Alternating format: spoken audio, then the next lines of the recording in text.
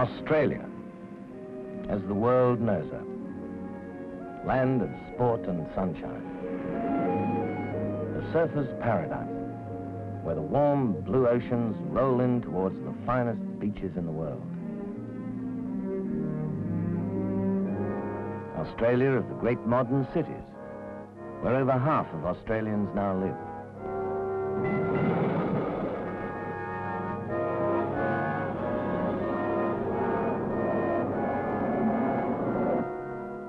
Australia of the farms and sheep stations, a country of plenty, rich in fruit and wool and beef and butter.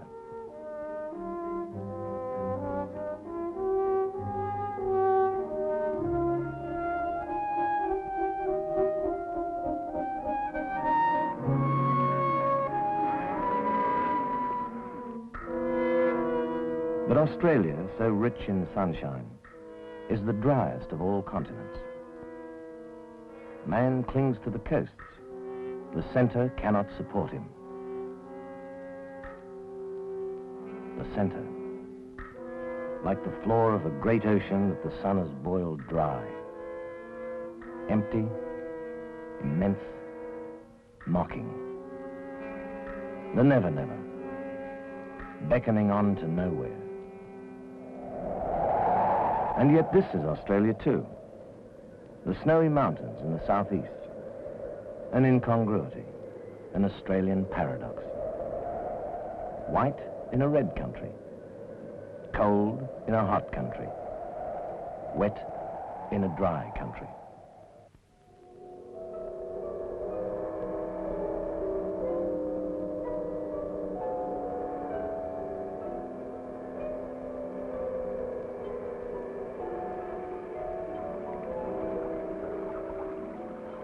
In September, Australia's spring, the hills let go and the waters rushed to waste in the Pacific, less than 100 miles away.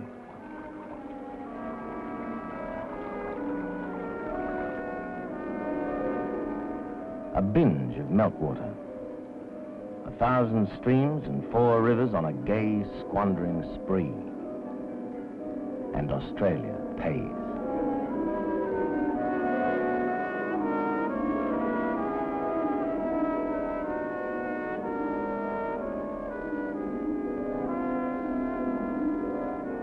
The snowy, in summer now. Streams still running, water still slipping away through the green fingers of the lower slopes. This, then, is the setting of one of the most daring water control schemes in history, transcending in its scope the interests of New South Wales and Victoria, the states in which it stands.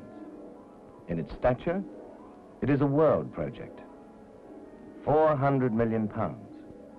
6,000 men, 9 major dams and many smaller ones. Rivers to be trapped and turned backwards, through the mountains, towards Australia's centre. A mighty project, aiming in a span of 25 years to translate an Australian dream into fact.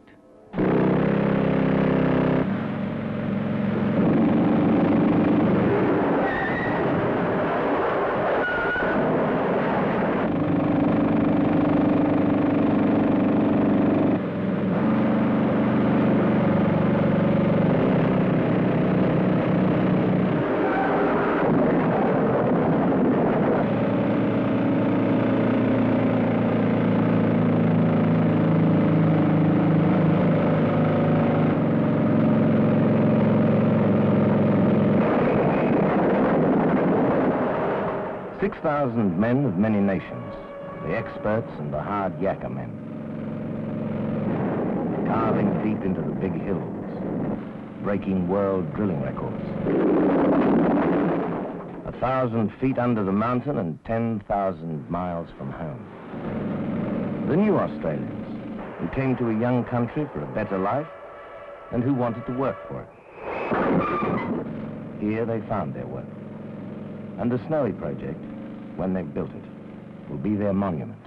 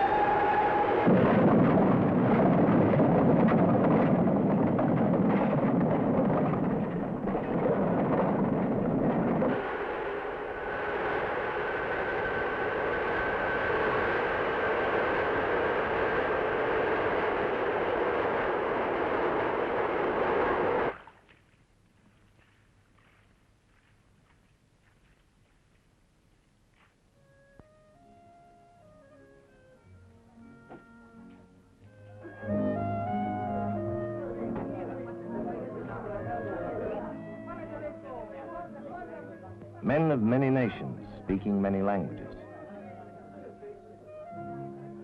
Yet in a sense speaking the same language, because they share the same struggles and the same hopes. Maybe this is what gives so many nationalities a sense of unity and harmony. Except perhaps here, a sorter's nightmare and a postman's penance.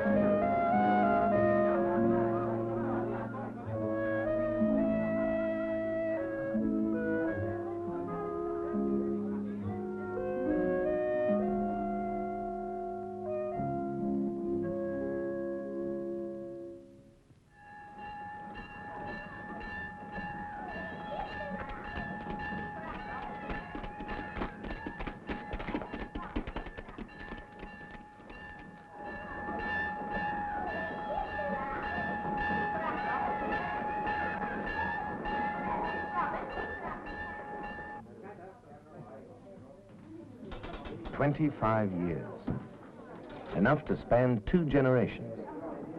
The one, which will spend most of a working lifetime on this project.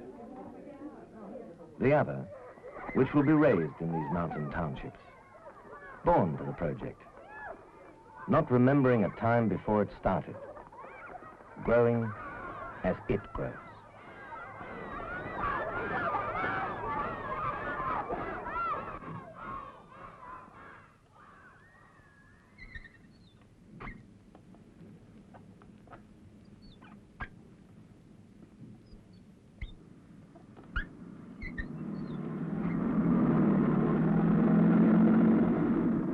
So the townships move with the project, from tunnel to tunnel and from dam to dam.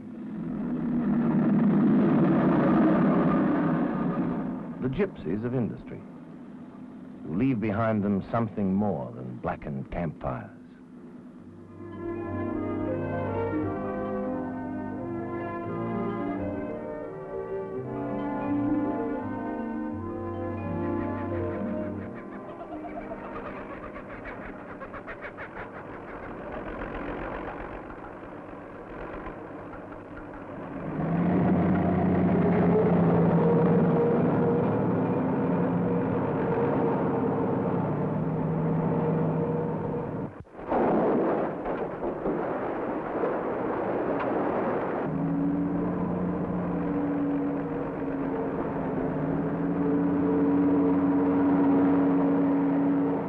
So it goes on, shift by shift, week by week, year by year, shaping the senseless accident of mountain slopes and watershed and river run into a pattern and a purpose.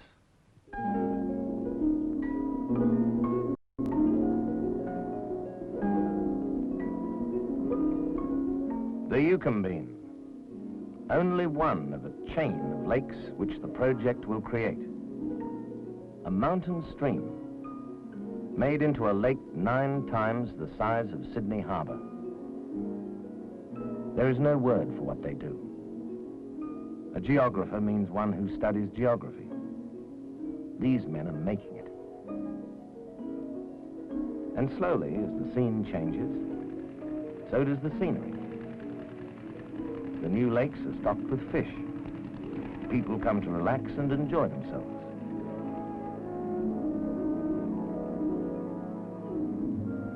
Great industry, so serious in its intent, produces, as a byproduct, tourism.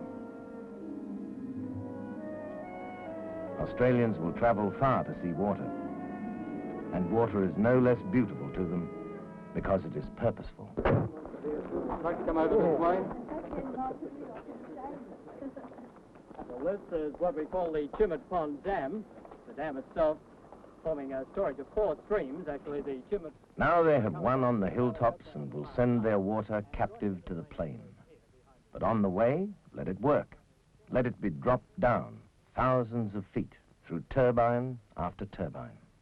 Well, anyway, from here the water goes straight through underneath the mountain for 1.5 miles, then dropping, all told, 1,000 feet onto the turbines inside the power station.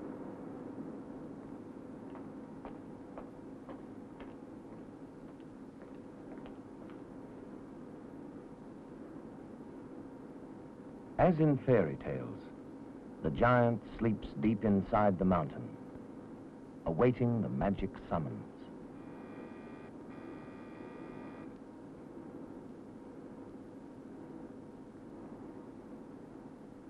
The giant stirs. Water flows west toward deserts. Its power flows east toward cities.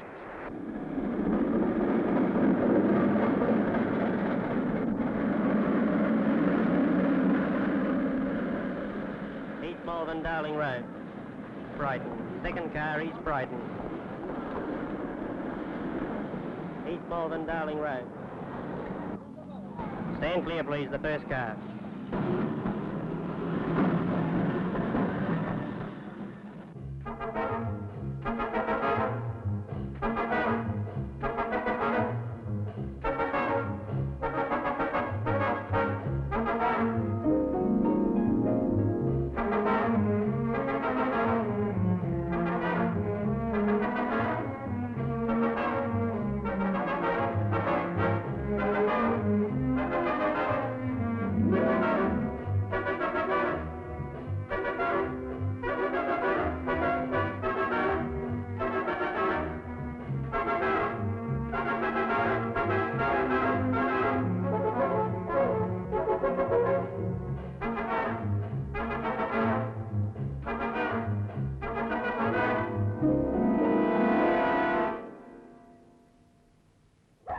Out at lonely stations, far inland from the snowy, where they have never seen snow and seldom rain, a homesteader can write an application for water. An application for water from the Australian inland. The power flows east toward cities. The water west toward deserts.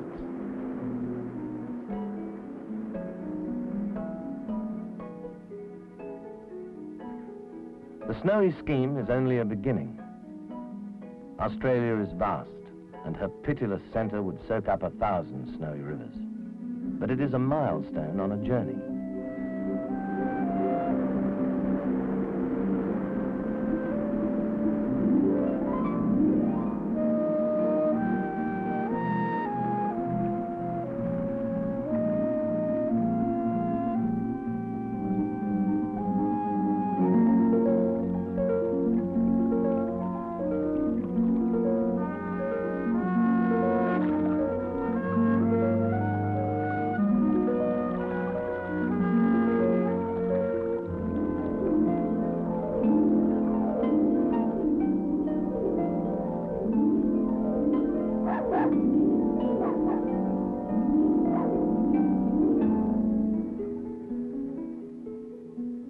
No more wilting crops and dying stock.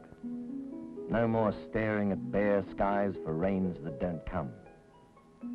For this farmer and for thousands of others, the certainty of water means the certainty of survival. And beyond that, the promise of plenty.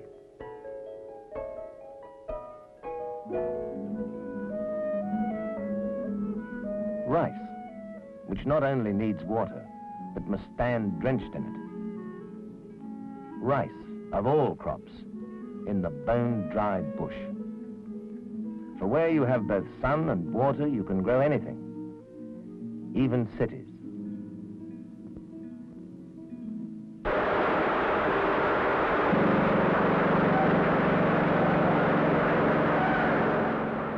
"25 years, half gone and half to go."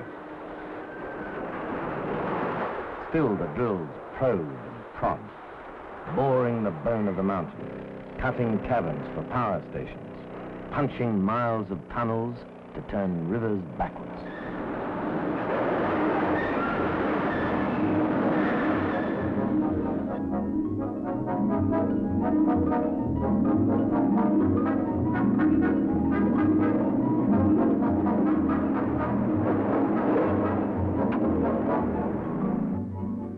As long as snow has melted on these mountains, the Snowy River has run into the Pacific. But the ocean has water enough. It is the land which needs water, and the electric power which water generates. Water and power, without which Australians can never fully possess their own country. Water and power, which may one day turn the Never Never into the sometime. Water and power, the springs at which tomorrow's giant will drink.